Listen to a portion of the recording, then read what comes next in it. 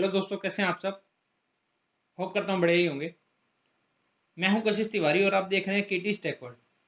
तो पिछली वीडियो में हमने देखा था कि हम इंस्टांस से एएमआई कैसे क्रिएट करते हैं और एएमआई से इंस्टांस दोबारा अगर हमें क्रिएट करना हो तो कैसे करते हैं। तो हम इस वीडियो में देखेंगे कि ईबीएस क्या होता है। तो सबसे पहले हम ईबीएस कॉन्सेप्ट समझेंगे और ईबीएस क्या होता है ये देखेंगे। तो आइए देखते हैं। Elastic Block Store provides block level storage volume for use with EC2 instances। यानी कि जो इलास्टिक ब्लॉक स्टोर है एक ये प्रोवाइड कराता है ब्लॉक लेवल स्टोरेज वॉल्यूम। यानी कि ब्लॉक का मतलब होता है कि आप फॉर एग्जांपल ले लीजिए, अगर आप सर्वर यूज कर रहे हैं, सर्वर में आपको मल्टीपल हार्ड ड्राइव्स होती हैं। हर हार्ड ड्राइव की अपनी वॉल्यूम होती है। हार्ड ड्राइव का अपना वो होता है, कैपेसिटी होती है, अपना वॉल्यूम होता है। पर सबकी हार्ड ड्राइव मिला के हम जब भी रेड 0 हम इंस्टॉल करते हैं, रेड 1 हम उसके अंदर कॉन्फ़िगर करते हैं, तो जब रेड 0 या रेड 1 हम कॉन्फ़िगर करते हैं तो वो सारी जो वॉल्यूम होती है आपकी एक बन जाती है। आपको अलग अलग वॉल्यूम नहीं देता हर एक की, आपको सिर्फ एक पूरी एक वॉल्यूम देता है, एक ब्लॉक क्रिएट करके देता है, उसे कहते हैं ब्लॉक स्टोरेज। अब ये आगे आप देख पढ़िए कि EBS volume behave like raw unformatted block device. यानी कि अगर जो ईबीएस है वो आपको बिहेव करता है कि जो अनफॉर्मेटेड ब्लॉक डिवाइस होते हैं उसकी तरह आपको बिहेव करता है।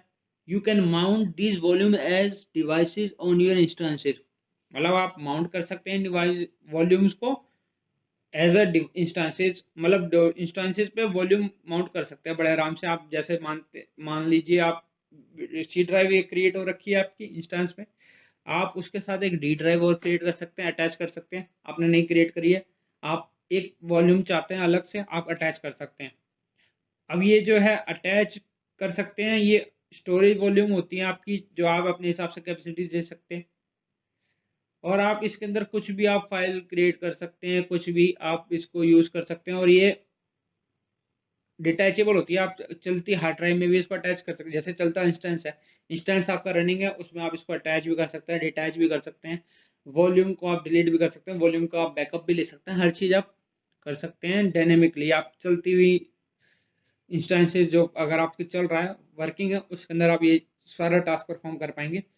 उसके अंदर ये सूट करता है आपको हर तरीके के, मतलब जो है फाइल सिस्टम जो है डेटाबेसेस को, और ये हर तरीके के एप्लीकेशंस है उनके लिए बना हुआ है। ये जो है आपका बिहेव करता है, आपको पता है कि block level storage and formatted raw जो ब्लॉक लेवल स्टोरेज होता है उसकी तरह बिहेव करता है। और ये सूट करता है दोनों तरीके के डेटाबेसेस को। यानी कि जो डेटाबेस स्टाइल जो एप्लीकेशंस होती है आपकी, जो रैंडम डेटा आप पिक करते हैं, या आपका इंटेंसिव जो परफॉर्म लगातार चलते रहते हैं हर तरीके की, यानी कि हाई लोड या लो लोड हो, आपको कोई फर्क नहीं पड़ता। आप हर तरीके की ये जो टाइप को सपोर्ट करती है। और जो फीचर्स इसके क्या क्या हैं, फीचर्स आपके ये है, आप इसके थ्रू आप इसको अटैच कर सकते हैं। आपको शुरू में ही बताया है कि ये जो इसका पहला फीचर है कि आप इसको किसी भी इंस्टेंस के साथ अटैच कर सकते हैं। बट एक इसके अंदर कंडीशन है, आपको जो अवेलेबिलिटी जोन है सेम चाहिए। अगर आपका अवेलेबिलिटी जोन सेम नहीं होगा तो आपका स्नैपशॉट अटैच नहीं हो सकता। लेकिन उसका भी सोल्यूशन है, आपको बाई चांस आपने ऐसा क्रिएट कर दिया और आपने किसी रीजन से उसके अंदर डेटा भी स्टोर कर दिया आपने, या किसी सपोज आपको किसी और इंस्टेंस जो आपने क्रिएट किया था किसी और रीजन में, उसकी जो वॉल्यूम है आपको वो डिटैच करनी है और आपको अपने वाले दूसरे सर्वर में अटैच करनी है, कि आपको वो चेंज करनी है, किसी कारण से कोई इशू आ रहा है या कुछ आपको करना है कि आपको अपने फ्रेशली क्रिएट करना है, और वो सेम आपको वॉल्यूम किसी कारण हो सकता है। अब उस रीजन में आप क्या करेंगे, आप अगर अलग अलग अवेलेबिलिटी जोन है तो आपका अटैच तो होगा नहीं। तो उसमें आप क्या करेंगे, एक स्नैपशॉट क्रिएट करेंगे, स्नैपशॉट से फिर दोबारा एक वॉल्यूम क्रिएट करेंगे जो अलग किसी वो अवेलेबिलिटी जोन में हो सकती है, क्योंकि अलग अवेलेबिलिटी जोन होगा। आप जो इंस्टेंस का अवेलेबिलिटी जोन आप उसमें असाइन कर सकते हैं और उसको दोबारा क्रिएट कर सकते हैं, तब आप बड़े आराम से उसको अटैच कर पाएंगे। अब इसके अंदर जो है आपको जो प्रोवाइड की जाती है एसएसडी, आपको पहले भी ये पढ़ाया गया है जब S3 पढ़ाया गया था स्टोरेज में, उसके बाद भी आपको बताया गया, उस टाइम पे भी बताया गया था कि कौन कौन सी टाइप की एसएसडी आपको, सॉरी, आपको जो वॉल्यूम्स हैं वो आपको प्रोवाइड किए जाते हैं। सबसे पहला वॉल्यूम आपका जो नॉर्मली जो यूज़ किया जाता है, जनरल पर्पस एसएसडी होती है, जीपी2 जिसको कहते हैं। ये आपकी नॉर्मली यूज़ होती है, ये आपकी फास्ट होती है, ये आपकी एफिशिएंट होती है, ये आपकी टू मच कॉस्ट भी नहीं करती है। इसके बाद आती है आपकी प्रोविजन आईओपीएस एसएसडी, जिसमें भी जिसके भी दो पार्ट होते हैं, IO1 IO2। ये जो होती है सबसे एक्सपेंसिव होती है, सबसे ज़्यादा मतलब इसके अंदर जो ये जितनी रेंज है इनके अंदर सबसे ज़्यादा कॉस्ट जो आती है उसकी आती है, क्योंकि वो प्योरली जो है आपकी परफॉर्मेंस के लिए है। आपको गेमिंग लेवल या ग्राफिक लेवल, आप ऐसी इस तरीके की अगर चीज़ें चाहिए आपको जो परफॉर्म करें चीज़ें, आपको इस तरीके की प्लेटफॉर्म चाहिए, तो आपको ये लेना आप सबसे जो है रिकमेंडेड होता है कि आप ये IOPS SSD provision IOPS SSD use करें।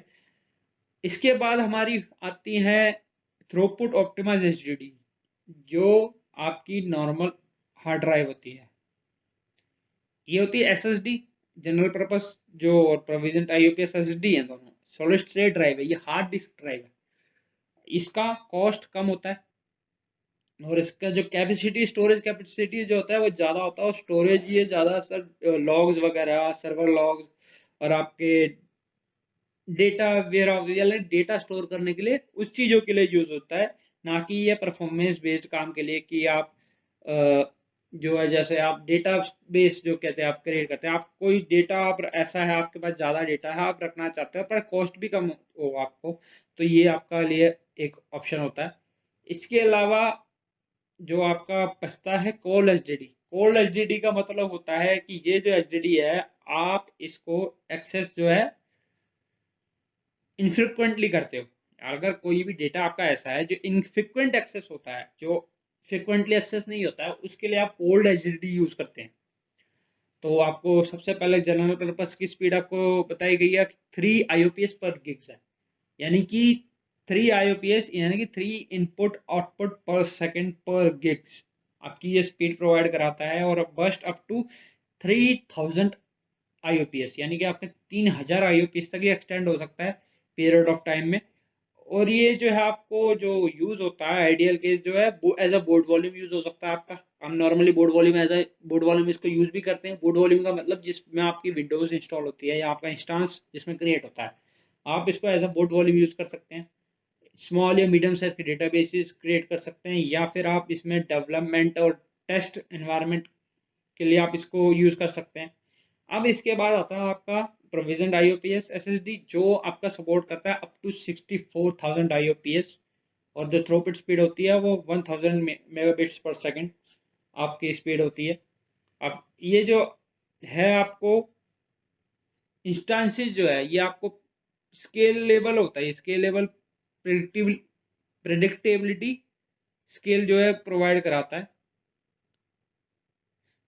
कि आप जितना इसको मतलब आप इसमें यूज करेंगे, जितना इसका परफॉर्मेंस आप चाहते हैं।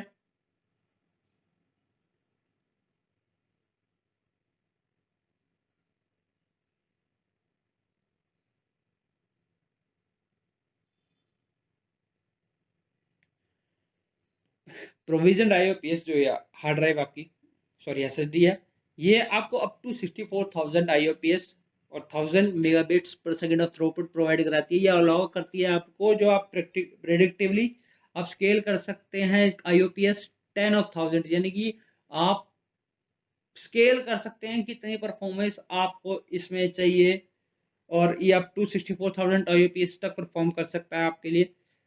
ऑब्वियस सी बात है, जितना आप हाईली परफॉर्मेंस चाहिए आपको उतना ही आपका कॉस्ट भी होता है।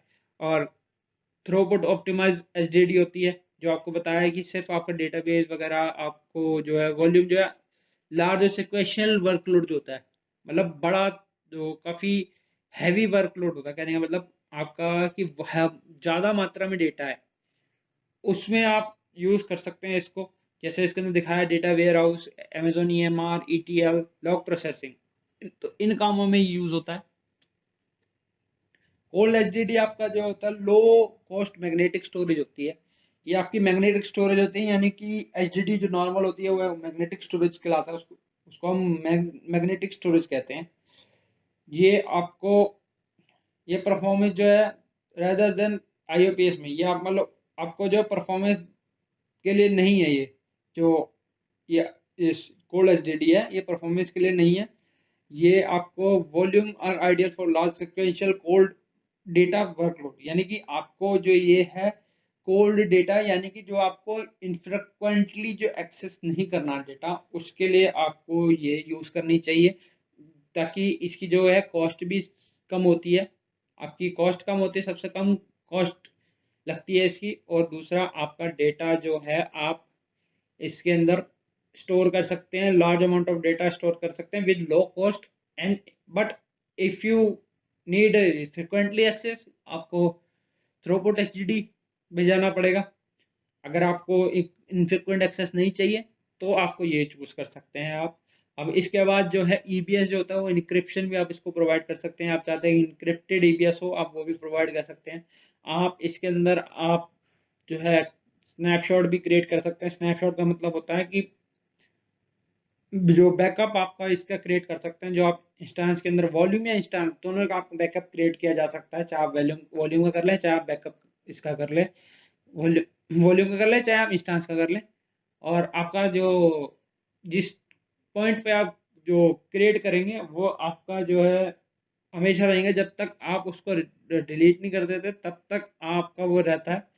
और जितने मर्जी आप स्नैपशॉट जो है यूज़ कर सकते हैं और क्रिएट कर सकते हैं, वॉल्यूम उसमें कोई भी लिमिट नहीं होती। और ये कॉपी जो है क्रॉस रीजन भी कॉपी हो जाता है, यानी कि आप अगर किसी और रीजन में इसको स्नैपशॉट को क्रिएट करना चाहते हैं, यानी कि आपका सपोज करो कि आपके पास नॉर्दर्न वर्जीनिया का एक वो है वॉल्यूम क्रिएट हुआ है, उसके अंदर आप, लेकिन आप जो कॉपी करेंगे वो कॉपी आपको दूसरे किसी उसमें क्रिएट करना है, आपको किसी में दूसरी अवेलेबिलिटी जोन में इसको क्रिएट करना है, तो आप क्या करेंगे?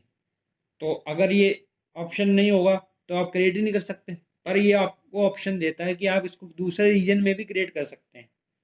अब ये आपको क्लाउड वॉच का सपोर्ट भी प्रोवाइड कराता है, जो आपको परफॉर्मेंस मैट्रिक्स के अंदर performance, bandwidth, throughput, latency, average queue length, सब आपको जो है इंफॉर्मेशन आपको प्रोवाइड कराता है। आपको मेल वगैरह पे आपको पूरा चीज़ आप इसमें देख सकते हैं।